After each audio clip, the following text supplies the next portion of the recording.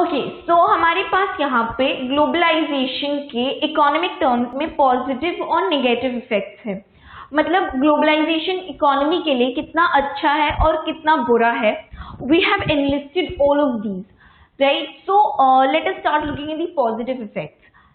पहला चीज ये है, some people say that deregulation leads to economic growth. Now, deregulation क्या होता है? जब एक पर्टिकुलर कमोडिटी पे गवर्नमेंट के रेगुलेटरी मेजर्स लगते हैं। रेगुलेटरी मेजर्स मतलब गवर्नमेंट डिसाइड करेगी कि उस चीज का ट्रेड कितना ज्यादा होना चाहिए, कितना नहीं होना चाहिए। अगर गवर्नमेंट को नहीं पसंद है कि उस चीज का, उस कमोडिटी का ट्रेड हो, तो गवर्नमेंट उसके ऊपर बैरियर्स लगा सकती है। उससे तुम you cannot go against the government even if you want. It will lead to your own loss. So government can influence the trade of certain commodities by putting regulatory measures in it. और जब वही regulatory measures government हटा लेती है, government जब अपना influence हटा लेती है किसी चीज के, किसी कमोडिटी के ट्रेड से, तो उस प्रोसेस को डीरेगुलेशन कहते हैं। नाउ पीपल से कि डीरेगुलेशन की वजह से इकोनॉमिक ग्रोथ एनहांस होती है। कैसे होती है? When you are able to trade a commodity with the rest of the world, तुम्हारे पास उस चीज का पैसा आएगा जो तुम जिसको तुम ट्रेड में दे रहे हो, जिसका तुम एक्सपोर्ट कर रहे हो। हमारे पास अगर कोई चीज नहीं है तो तुम उस चीज को इंपोर्ट भी कर सकते हो, and this way you are better able to get your hands on resources that you want and do away with things that you don't want. This will enhance your own economic growth or the country's economic growth by so much as being able to trade with the rest of the world, right? So this is why it is said that deregulation leads to economic growth. Then there comes the fact that trade improves performance. Now let me give you an example to show how trade improves performance. Suppose you have a hypothetical society जिसमें तुम्हारे पास ऐसी resources हैं जिससे तुम food grain cultivation बहुत अच्छे से कर सकते हो। You can not create something else. तुम्हारे पास सिर्फ वही कल्टीवेट करने के लिए रिसोर्सेज है, लेबर है। You have the land all to yourself and you have the raw materials for the cultivation of food grains. You can do that. There is somebody else in that hypothetical society जिसके पास textiles manufacture करने के सारे resources हैं. They have a nice good factory, a mill. They have nice cotton plantations, and they have all the resources, the light type of labor that you need to cultivate the cotton and to manufacture textiles. So the thing is, if you both do what you're good at doing, अगर तुम दोनों अपने अपने strong points पे ध्यान दो और तुम फूड ग्रेन का कल्टीवेशन करो, वो दूसरा इंसान जो है वो टेक्सटाइल्स मैन्युफैक्चर करे, तो आगे जाके तुम अपनी चीजें तो एंजॉय कर ही सकते हो, प्लस तुम एक दूसरे के बीच में ट्रेड कर सकते हो कि तुमने अपना फूड ग्रेन जो कल्टीवेट किया है, तुमने बचा हुआ उसको दे दिया, तुमने उसके बदले में टेक्सटाइल्स खरीद लिए, उससे तुमने कपड़े खरीद लिए। You can trade in between each other and you can enjoy your own products and be happy with both. But suppose तुम्हारे पास ट्रेड का कोई जरिया नहीं था, तुम दोनों में बातचीत नहीं है और तुम एक दूसरे की चीजें यूज नहीं कर सकते हो। So what you will have to do is, तुम्हें खाने के लिए खाना भी चाहिए, पहनने के लिए कपड़े भी चाहिए, तो तुम्हें खाना भी खुद से प्रोड्यूस करना पड़ेगा, और तुम्हें उस खाने में तुम जो रिसोर्सेज, लेबर लगा रहे हो और जो लैंड लगा रहे हो सारा कल्टीवेशन में, you have to digress a lot of resources from it and create your own industry or factory and manufacture your own textiles as well. The same goes for the other person in that hypothetical society where there is no trade. So if you are being able to trade, तो तुम अपनी सारी resources और सारा attention और सारा strength एक ही चीज में डाल दो और उससे उस चीज की क्वालिटी बहुत ज्यादा improve होगी। When you're putting all of your efforts to one thing, you're actually enhancing the quality of that one thing, and then you can easily trade it with the other person and get what you want instead. That is why it is said that trade improves performance of the economy, where each country or each region can continue doing what it wants, even if it means some sectors will some regions will develop the agricultural sector. Some regions which are not so fertile will develop their industry, and some will develop the tertiary sector, and they can each be involved in trading of those commodities or services that they produce. This will enhance the performance of each of those regions that are involved in trading. The third positive point about economic globalisation is that it enhances interdependence. जब countries के बीच में globalisation आता है, जब movement बहुत ज़्यादा बढ़ जाती है of the 4 components that we studied earlier, तो कोई भी कंट्री का इकोनॉमी सेपरेट नहीं होता है या आइसोलेटेड नहीं होता है. सारे कंट्रीज के बीच में बहुत ज़्यादा इंटरडिपेंडेंस बढ़ जाती है. This also leads to greater integration. Let me also mention, this also leads to integration between all the countries of the world. Okay, so coming to the fourth positive effect, the reason why we advocate globalization, the fourth reason why some people would advocate globalization is they say कि ये inevitable है. मतलब तुम चाहे कितना भी कोशिश करो, तुम ग्लोबलाइजेशन को रोक नहीं सकते हो. It's not in somebody's control. So when you can not stop a particular phenomenon from happening, what you can do is you accept it and you try to manage it intelligently. मतलब तुम्हें पता है कि वो होना ही है, तुम चाहे कितना भी कोशिश कर लो, तुम उस चीज को रोक नहीं सकते हो. So what you can do is you accept that it's happening and you benefit from its positive points, and you let it happen and let it benefit you as well. This is the fourth factor, the fourth thing that they use to advocate globalization. These are all claims of people who say कि हाँ globalization अच्छा है, इसको रहने दो, इसके opposition में मत जाओ. These 4 are claims of such people who advocate globalization. But साथ ही साथ कुछ लोग इन व्यूज के साथ सहमत नहीं है.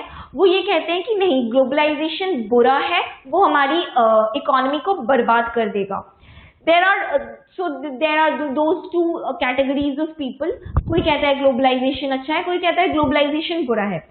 The factors that people use to negate globalization, वो जो रीजंस यूज करते हैं कि ग्लोबलाइजेशन क्यों बुरा है, these are enlisted over here. We will discuss these as well.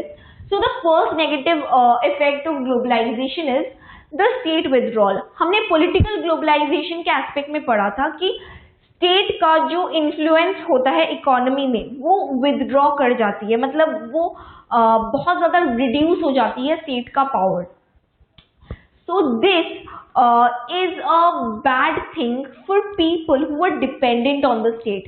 मतलब ऐसा मान लो कि बहुत सारी ऐसी क्लासेस हैं, there are low income group people and then there are very poor people way below the poverty line, जो स्टेट पे डिपेंड करते थे for basic amenities and for the social service motives of the state.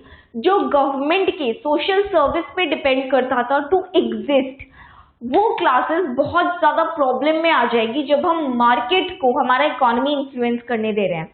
जब हमारे market से या जब हमारी इकोनॉमी से स्टेट का पावर हट गया और वहाँ पे एक्सटर्नल फोर्सेस आ गए और वो फोर्सेस ये डिसाइड करने लगे कि किसको कितना पैसा मिलना चाहिए, कौन कितना बेटर लाइफस्टाइल जिएगा, कौन कितना काम कर रहा है, और people are getting what they deserve. और जो लोग काम नहीं कर रहे हैं, जो लोग इतना ज़्यादा मेहनत नहीं लगा रहे इकोनॉमी में, जो लोग people who are just getting basic facilities just like that without doing something, they fall in trouble when globalization happens. Because एक बार जब state का capacity reduce हो गया, it will still try to help those people, but it cannot do that to a massive scale because its own powers have been limited by the market economy. So this is how globalization does it creates a lot of problems for people when the state withdraws from its previous powers. The second thing is globalization benefits a small section of society but it will impoverish a larger section. Globalization से ऐसा होता है, there is a small section of people in the economy who are rich, right? But there's like this larger section. Let us suppose this is our society. This is our society. This small section will constitute the richer section. इतने से portion में वो सारे लोग आ जाते हैं who are actually rich, who are doing good in life. But this constitutes the section of people who are poor. Meaning thereby कि एक सोसाइटी में मेजॉरिटी लोग जो है वो बहुत ज्यादा पुअर होते हैं, वो बहुत गरीब होते हैं और ज्यादातर लोग स्टेट पे डिपेंड करते हैं for their basic facilities. And the people who are rich, people who actually benefit from globalisation form a very small section of the society. So that is why it is said कि globalisation अगर लोगों का life better बना रही है, अगर लोगों को और ज्यादा पैसे दिला रही है, तो वो सबको नहीं दिला रही है, वो बस उन लोगों को और ज्यादा अमीर बना रही है जो ऑलरेडी अमीर थे. बट जो लोग गरीब थे पहले से, वो उन्हें और ज्यादा गरीब बनाती है. It widens the gap between the rich and the poor. That is the second negative thing about globalization. The third thing is, some people will claim that globalization has been forced. There is forced globalization which will bring about economic ruin. What do we mean by forced globalization? मतलब, since we have seen that it will benefit a small section of people who are already rich and it will impoverish people who are already poor, it is claimed by people who are against globalization that ये चीज उन countries का influence है जो already पहले से rich थे. The western developed countries that we have. लोग ऐसा कहते हैं कि इन लोगों की इन्फ्लुएंस की वजह से ग्लोबलाइजेशन आया है और ग्लोबलाइजेशन इन लोगों को ही अमीर बनने में ज्यादा हेल्प करती है, क्योंकि जो हमारे ट्रेड बैरियर्स है और जो माइग्रेशन होता है, ये हमने तो जो डेवलपिंग कंट्रीज है या जो अंडर डेवलप्ड कंट्रीज है, इन्होंने रिलैक्स कर दिया, इन्होंने अपने बाउंड्रीज खोल दिए हैं. और जो डेवलप्ड कंट्रीज है वो इतना ज्यादा ट्रेड अलाउ नहीं करते हैं, जबकि ये कॉन्सेप्ट उन्हीं से आया है, उनकी वजह से आया है, उनके इन्फ्लुएंस से आया है ग्लोबलाइजेशन. पर वो फिर भी अपने बाउंड्रीज को बहुत प्रोटेक्टेड रखते हैं कि आउटसाइड गुड्स ना आ सके, अंदर से पैसा बाहर ना जाए ज्यादा और बाहर के लोग ज्यादा माइग्रेट नहीं कर सके उन डेवलप्ड कंट्रीज में, ताकि उनके जॉब्स पे कोई असर ना पड़े, उनके रिसोर्सेज स्ट्रेन ना हो जाए.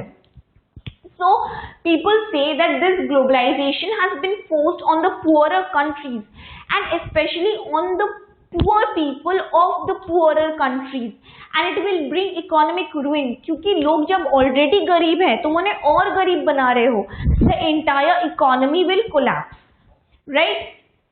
The fourth thing that people say about globalization and why it is bad is it is nothing but the recolonization of the world. Now we already just talked कि ग्लोबलाइजेशन जो है वो western countries का influence है, वो western countries की वजह से यहाँ आया है और वही ज्यादा बेनिफिट कर रहे हैं.